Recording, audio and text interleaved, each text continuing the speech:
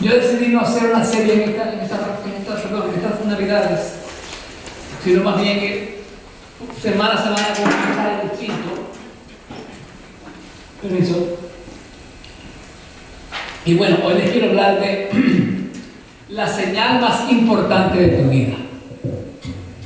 La señal más importante de tu vida. Eso está en Isaías 7, del 14 al 16. Dice la palabra: por tanto el Señor mismo os dará una señal. He aquí una virgen concebirá y dará a luz un hijo y le pondrá por nombre Emmanuel. Comerá cuajada y miel hasta que sepa lo suficiente para desechar lo malo y escoger lo bueno. Porque antes que el niño sepa desechar lo malo y escoger lo bueno, será abandonada la tierra cuyos dos reyes tú tienes. El Señor hará venir sobre ti, sobre tu pueblo y sobre la casa de tu padre días como nunca han venido desde el día de que Efraín se apartó de Judá, es decir, el rey de Asiria. Durante el ministerio terrenal de nuestro Señor Jesús, hubo gente que demandaba una señal. ¿Se acuerdan de eso? Lucas 11, del 29 al 30, dice la palabra: como la multitud se aglomeraba, comenzó a decir: esta generación es una generación perversa. Busca señal y ninguna señal se le dará, sino la señal de Jonás. Porque de la misma manera que Jonás vino a ser una señal para los ninivitas, así también lo será el Hijo del Hombre para esta generación. En Lucas 21, del 5 al 9, dice: y mientras algunos estaban hablando del templo, de cómo estaba adornado con hermosas piedras y ofrendas votivas, Jesús dijo: en cuanto a estas cosas que estáis mirando, vendrán días en que no quedará piedra sobre piedra que no sea derribada. Y le preguntaron diciendo: maestro, ¿cuándo sucederá esto? ¿Y qué señal habrá cuando estas cosas vayan a suceder? Él dijo: mirad que no seáis engañados, porque muchos vendrán en mi nombre diciendo: yo soy el Cristo, y el tiempo está cerca, no lo sigáis. En el capítulo 7 hay un hombre que no demandaba señal, sino que más bien él rechazó la señal que Dios le estaba ofreciendo. ¿Quién era ese hombre? En el primer versículo del capítulo 7: y aconteció en los días de Acaz, ese era el rey, hijo de Jotam, hijo de Uzías, rey de Judá, subió de Rezín, rey de Aram, con Peca y Remalías, rey de Israel, a Jerusalén para combatir contra ella, pero no pudieron tomarla. Entonces, en el contexto de este pasaje, es lo que llaman la crisis siro-efraímica, que tiene que ver con Efraín, alrededor del 735 a 732 a.C. Siria o Aram e Israel, que era en aquel entonces Efraín, se unieron para presionar a Judá a que se uniera a ellos contra el creciente imperio sirio. Y ustedes podrán ver por eso que el rey Acaz estaba un poco molesto, estaba un poco temeroso. Cuando Acaz se negó, decidieron invadir Judá, destronar a Acaz y poner en lugar a un títere como un rey. Y eso lo vemos en el versículo 6. Dice: subamos contra Judá y aterricémosla, hagamos una brecha en sus murallas y pongamos por rey en medio de ella al hijo de David. Ese tipo no tenía nada que ver con ser un rey. Entonces, ¿qué pasó con Acaz? Él entró en pánico, Jerusalén entró en pánico y el miedo se apoderó de la tierra por completo. Pero Dios envía a Isaías para infundir esperanza y la desesperación. Y eso lo podemos ver en Isaías 4 al 7, cuando dice la palabra, que por cierto, esos versículos están mal, es del 4 al 7. Manuel, perdón, que también era el 2. Del 4 al 7 dice la palabra. No, un momento.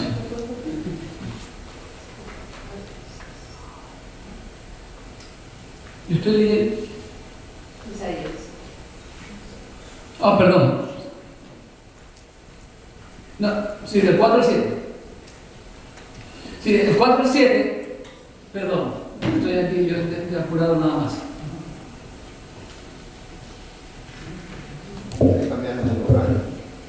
¿Verdad? Ese copia and paste, ¿no?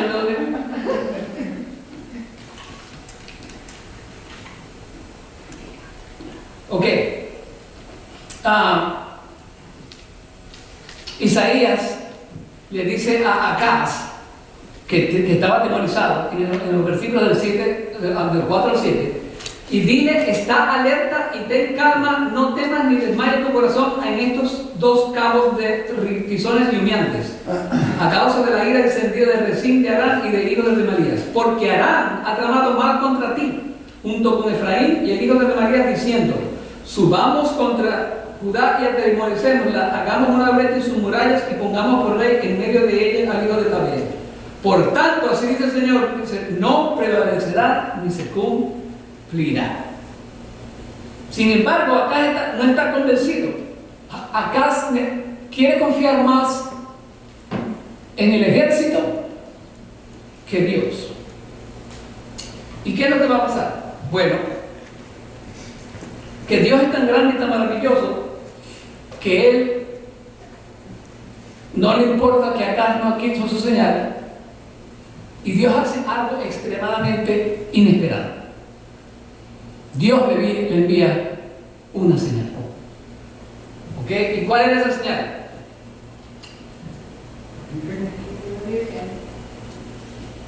Avance. La señal, ahí está la vez, porque dice el pasaje, el 13. Entonces Israel dijo, oíd ahora, casa de David, ¿os parece poco, pero cansar a los hombres, que también cansaréis a mi Dios? Por tanto, el Señor mismo os dará una señal. He aquí una virgen concebirá y dará luz a un hijo y le pondrá por nombre Emmanuel. El Señor le está diciendo que le está dando una invitación divina al rey Acaz. ¿Y cuántas veces nosotros como que ponemos a un lado las señales de Dios porque queremos ver las señales del hombre? Es como si Dios le estuviera diciendo a Acaz, le dice, permíteme fortalecer tu fe, permíteme demostrar la veracidad de mi palabra y permíteme tranquilizar tu corazón temeroso. Pero acá se niega a recibir una señal de Dios mostrando una apariencia religiosa, porque fíjense lo que él dice en el 12. Él dice, pero acá respondió, no pediré ni tentaré a mi Señor. Él estaba hablando del Antiguo Testamento, estaba como que medio fariseo. Pero Dios es un Dios misericordioso. Él le dice, ¿sabes qué? No te voy a tomar en cuenta tu pecado. Y es como si el Señor le estuviera diciendo a casa, te di la oportunidad de pedirme cualquier señal, pero yo te voy a dar una señal que no es solo para ti, sino para toda la humanidad. Porque ¿cuál es la señal? Que una virgen iba a tener un bebecito, y ese bebecito se va a convertir en el Salvador de nuestras almas. Entonces, esta majestuosa señal nos muestra tres aspectos de nuestro Señor Jesús, que yo veo aquí en este pasaje. Lo primero es su nacimiento milagroso. La primera parte del 14. Por tanto, el Señor mismo os dará una señal. He aquí una virgen concebirá y dará luz un hijo. Entonces, este pasaje nos muestra el nacimiento milagroso de nuestro Señor Jesús. Si Jesús no hubiera tenido un nacimiento milagroso, o sea, que no hubiera nacido de una virgen por el Espíritu Santo, usted y yo no hubiéramos podido gozar de la salvación que Él puede dar. Porque si Jesús era humano, ¿qué hubiera pasado? Hubiera heredado el pecado de Adán. ¿Qué nos dice Pablo en Romanos 5, del 12 al 15? Tal como el pecado entró en el mundo por un hombre, Adán, y la muerte por el pecado, así también la muerte se extendió a todos los hombres porque todos pecaron. Pues antes de la ley había pecado el mundo, pero el pecado no se imputa cuando no hay ley. Sin embargo, la muerte reinó desde Adán hasta Moisés, aún sobre los que no habían pecado, como una transgresión semejante a la de Adán, el cual es figura del que había de venir. Pero no sucede con la dádiva como la transgresión, porque si por la transgresión de uno murieron los muchos más la gracia de Dios y el don por la gracia de un hombre, Jesucristo, abundaron para los muchos. Jesucristo tuvo que nacer milagrosamente. También nos dice Pablo, al que no conoció pecado, le hizo pecado por nosotros para que fuéramos hechos justicia en él. Su nacimiento fue milagroso. Esta palabra virgen en el texto hebreo significa alma y se refiere a una mujer joven en edad de casarse que es virgen. Y mire, yo no quise poner eso en mi mensaje porque no quiero confundir a nadie, pero hay un montón de intérpretes aquí que le ponen que la virgen que no era virgen, que si no era virgen, era una virgen. Y ahí se acabó esto no es una clase, esto es un sermón. Tuvimos una clase con una cosa fuera distinta. Entonces, era virgen la mujer. En ninguna parte de las escrituras esa palabra aparece como una mujer casada. En todos los casos el término implica pureza sexual y juventud. Esto es muy importante porque antes de que existiera el cristianismo, los mismos intérpretes judíos pensaban que esta palabra significaba virgen. Hasta los mismos judíos, que los judíos no creen en el capítulo 53 de Isaías o lo interpretan de otra manera. Existe otra palabra que es betula. A menudo esta palabra significa virgen, pero a veces puede referirse a una mujer que ha tenido ya relaciones sexuales. Y esa no es la palabra que aparece aquí, la palabra de aquí es alma. Alma evita la ambigüedad de referirse a una doncella soltera de quien en esa cultura se esperaba que fuera virgen. Yo no sé si ustedes, pero yo me acuerdo que mi abuelita me decía a mí, mijito, cuando usted, no me decía hablando de mí, hablando de mi futura esposa, su esposa tiene que ser virgen. Ok, abuelita. En este mundo ya casi eso no se ve. Es lamentable. Y es lamentable. Porque así lo dispuso Dios. Amén. Ahora, la palabra he aquí, porque ¿qué dice el profeta? En el 14, he aquí una virgen. Esto indica algo asombroso, inesperado o milagroso. Por ejemplo, ¿qué dice Juan el Bautista? He aquí el Cordero de Dios que quita el pecado del mundo. ¿Qué estaba pasando allí? Dios estaba irrumpiendo nuestra humanidad con algo divino y sobrenatural. Y eso es lo que estaba pasando aquí en Isaías. Dios estaba rompiendo la historia y proveyendo el nacimiento milagroso de nuestro Señor Jesús. Hay otro, he aquí yo soy el Dios de toda carne, habrá algo imposible para mí. Eso lo dice el Señor en Jeremías 32:21. Estaba interrumpiendo nuestra humanidad para referirse a algo sobrenatural. Amén. Y después nos dice en Apocalipsis 21:5, he aquí yo hago nuevas todas las cosas. ¿Qué está haciendo el Señor? Está destruyendo este mundo que tenemos ahora y está haciendo uno nuevo.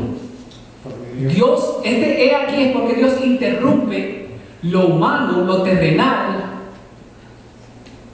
y lo hace algo sobrenatural. He aquí. ¿Y cuántos piensan que el nacimiento de Jesús fue sobrenatural? Claro que sí. Claro que sí. Amén, amén, amén. Y yo tengo una pregunta para ustedes. ¿Cuándo el Señor ha interrumpido tu vida para convertir algo humano en algo sobrenatural? Una persona que le dijeron que se va a morir en 4 días de cáncer, el Señor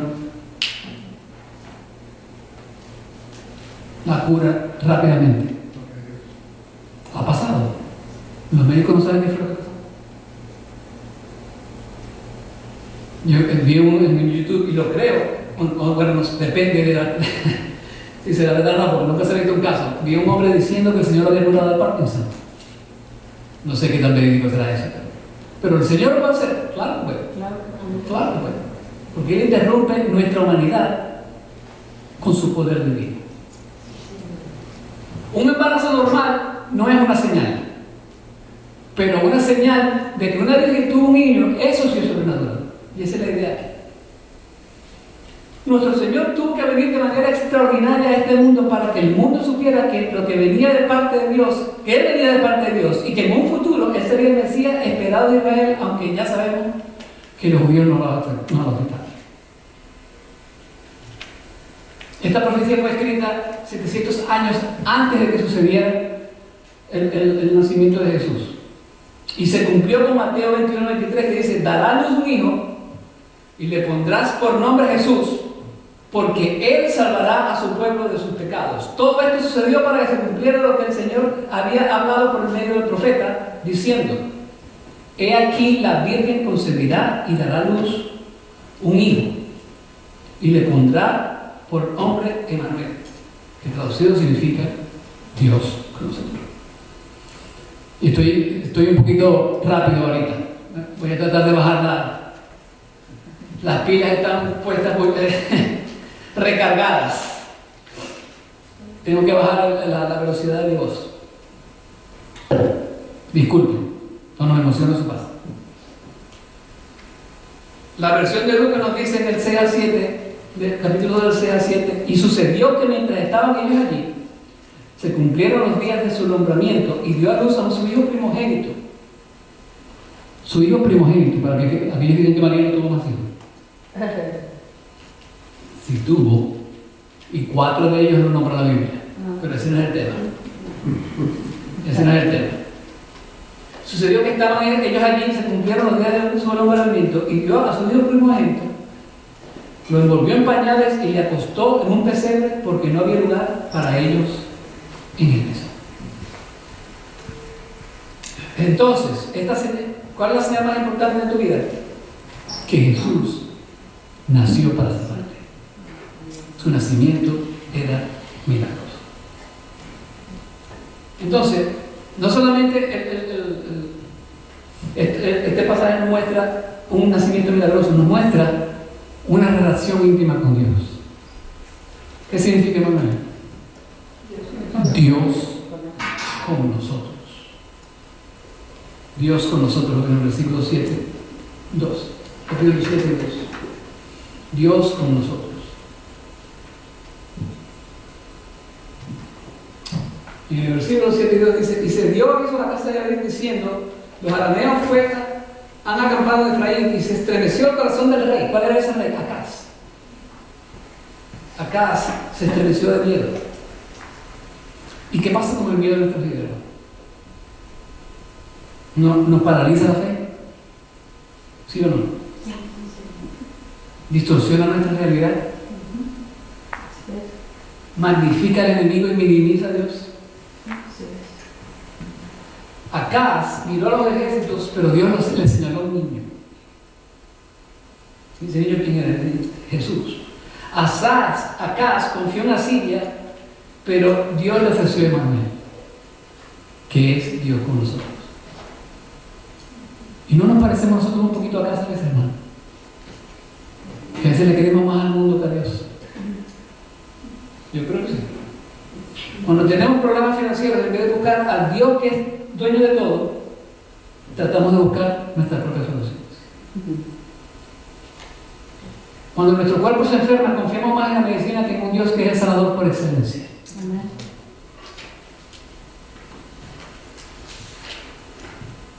Cuando nuestras relaciones fracasan, confiamos más en nuestras emociones que en las promesas de Dios. Pero Dios dice: he aquí, aparta la mirada de tu miedo y mira a mi hijo. Isaías 45:22 dice: miradme a mí y sed salvos todos los términos de la tierra. Dios quiere que lo veremos a Él a través de su Hijo. Y el apóstol, el Isaías nos dice: he aquí, aparta la mirada de tu miedo y enfócate en Jesús, el autor y consumador de tu fe. Amén. La cura para el miedo no es el valor. La cura para el miedo es Cristo. Porque Él es Emmanuel. Si Él es Emmanuel, tú nunca vas a estar solo. Dios está con nosotros en nuestro sufrimiento. En el Salmo 23 dice: Dios camina con David por el valle de la sombra y la muerte. En Jonás 4, el Señor dispuso una planta para que le quitara la incomodidad del sol ardiente.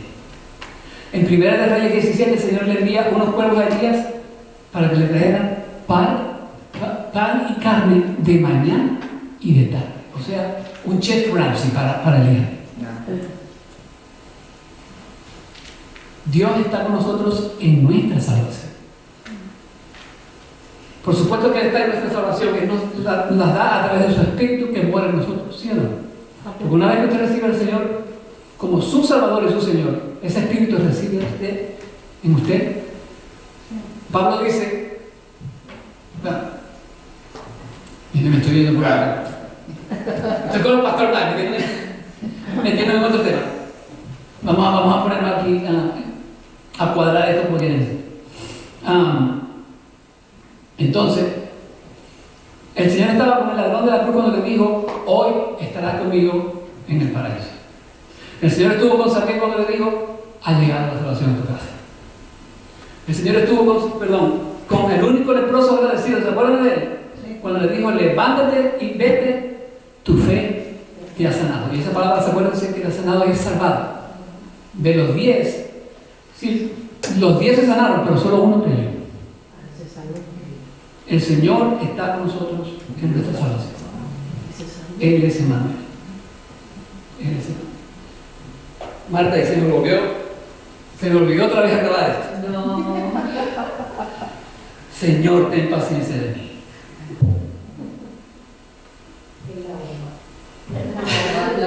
Dios está conmigo siempre. ¿Está escuchando eso? Dios está conmigo siempre, porque Dios está con nosotros, Él es Emmanuel. En el Salmo 139 del 7 al 10, y aquí lo tenía apartadito para usted. Salmo 139 del 7 al 10, dice la palabra. ¿A dónde me iré de tu espíritu? ¿O a dónde iré de tu presencia? Y la respuesta es, a ningún lado.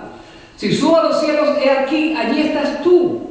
Ni en el Seol preparo mi lecho, allí estás tú. Si tomo las alas del alba y si habito en los más remotos del mar, allí estás tú.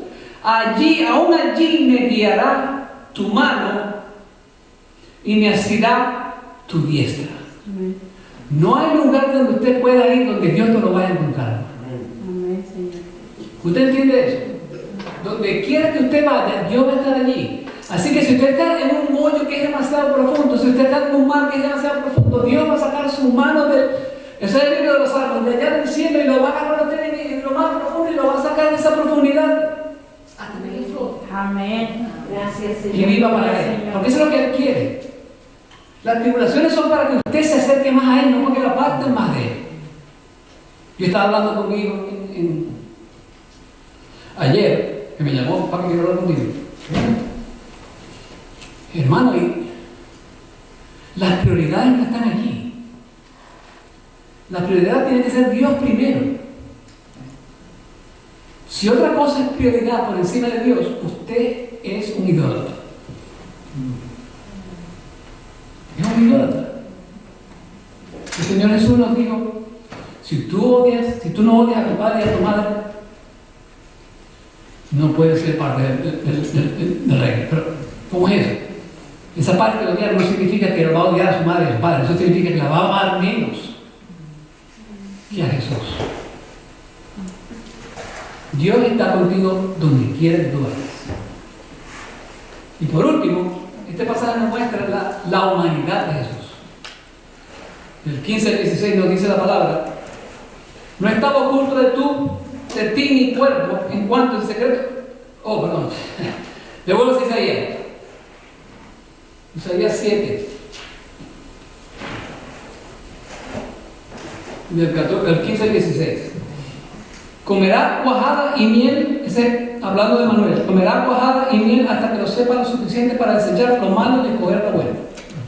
Porque antes que el hijo sepa desechar lo malo y escoger lo bueno, será abandonada la tierra cuyos dos reyes tú temes. El Señor hará venir sobre ti, sobre tu cuerpo y sobre toda la casa de tu padre días como nunca han venido desde el día de que Efraín se apartó de Judá, es decir, al rey de Asiria. Jesús poseía todas las marcas genuinas de la humanidad. El Señor fue alimentado como un niño completamente normal. ¿Ok? Él experimentó una vida de altos y bajos así como usted y como yo. ¿No lo cree? Hebreos 2, del 17 al 18. Por tanto, tenía que ser Él, Jesús, hecho semejante a sus hermanos en todo, a fin de que llegara a ser un misericordioso y fiel sacerdote en las cosas que a Dios atañen, para hacer propiciación por los pecados del pueblo, puesto por cuanto Él mismo fue tentado en el sufrimiento, es poderoso para socorrer a los que son tentados. Si Él no hubiera sido tentado, Él no nos pudiera ayudar a usted y a mí sobre la tentación. Porque la tentación no es pecado, porque Jesús tentó, pero también la Biblia dice que Jesús no pecó.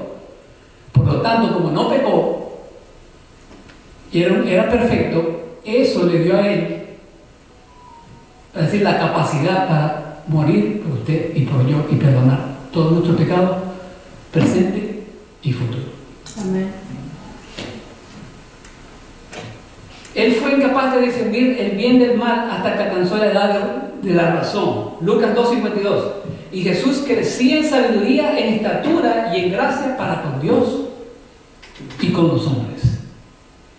Él empezó chiquito y creció grande. Hasta los 33 años cuando lo mataron. Yo escribí aquí, esta mañana, estaba revisando mi mensaje y dije, no, aquí faltan cosas. Entonces, me puse a escribir cosas ahí. Y mire, Jesús no era una emanación divina que era un invento de los gnósticos, que Pablo estaba atacando en el libro de los Colosenses. Los gnósticos piensan que Jesús era una emanación divina, algo que viene del cielo, que él no murió siendo hombre y siendo Dios. Para ellos Él no existió. Ellos es una creación de la imaginación. Ese es el gnosticismo. Y el profeta aquí nos dice que Él nació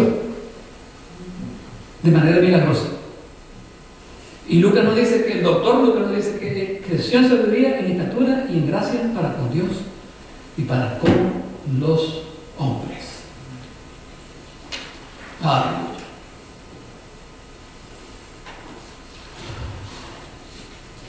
Bien, hermano, encontremos consuelo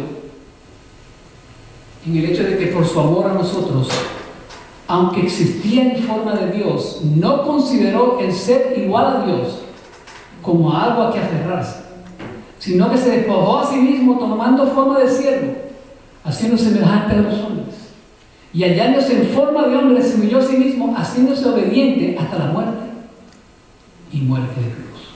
Filipenses 2. Hasta la muerte y muerte de cruz. Miren, mi hermano, escuche esto con toda la autoridad del cielo. No hay señal en tu vida más importante o más necesaria o que cambie tu vida o que moldee tu destino más que la señal que Dios nos dio en Jesús en ese pesebre. No hay una señal más importante que eso. No son las señales que tú ves en tus finanzas, no.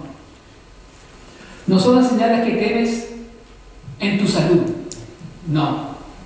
No son las señales que tus emociones susurran en la oscuridad. No son las señales que el mundo le grita a la cara. Esas señales cambian, aparecen, desaparecen y te engañan. Pero la señal de Dios permanece para siempre. Estos versículos nos dicen que cuando una nación temblaba, cuando un rey entraba en pánico, cuando los enemigos rodeaban y cuando la esperanza parecía a punto de morir, Dios alzó su voz y declaró: aquí está la señal que más importa. Una virgen concebirá, nacerá un hijo y será llamado Emmanuel. Esa es la señal más importante. Esa es la señal más importante. Dios no le dio a Acaz la señal que él quería. Dios le dio al mundo la señal que necesitaba. Una señal no de fuerza humana, sino una señal de una intervención divina. No una solución política, sino un Salvador celestial. No un rescate temporal, sino una redención eterna.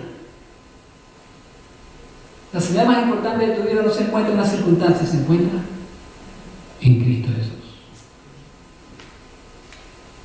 Se encuentra en el hecho de que Dios envió a su Hijo unigénito en forma de un bebé, en un pesebre, para que creciera y se convirtiera en el Salvador de este mundo a través de su sacrificio en la cruz del Calvario. Porque ¿qué nos dice el profeta Isaías en Isaías 9:6? Porque un niño nos ha nacido, un niño nos ha sido dado, y la soberanía reposará sobre sus hombros, y será llamado su nombre admirable consejero, Dios poderoso, Padre eterno, príncipe de paz. Él es Jesús nuestro Señor, Emmanuel, Dios con nosotros. Vamos a orar. Padre Celestial, gracias por tu bendita palabra, Señor. Gracias Señor, por entender que el profeta simplemente está diciendo lo que tú le dijiste que escribiera en su libro. Y ese pequeño bebé, Señor, llegó a ser grande, Señor, y decidió por sí mismo entregarse en la cruz para morir por todo pecado, Señor, y salvarnos de las garras de Satanás. Señor, que esta temporada sea sobre Él y sobre el sacrificio que Él hizo en esa cruz, y que no sea sobre canciones de Navidad solamente o regalitos, nada de eso, Señor. Que nuestro foco esté en Cristo, porque Él es la razón de esta temporada. Él es la razón de todo eso. Ayúdanos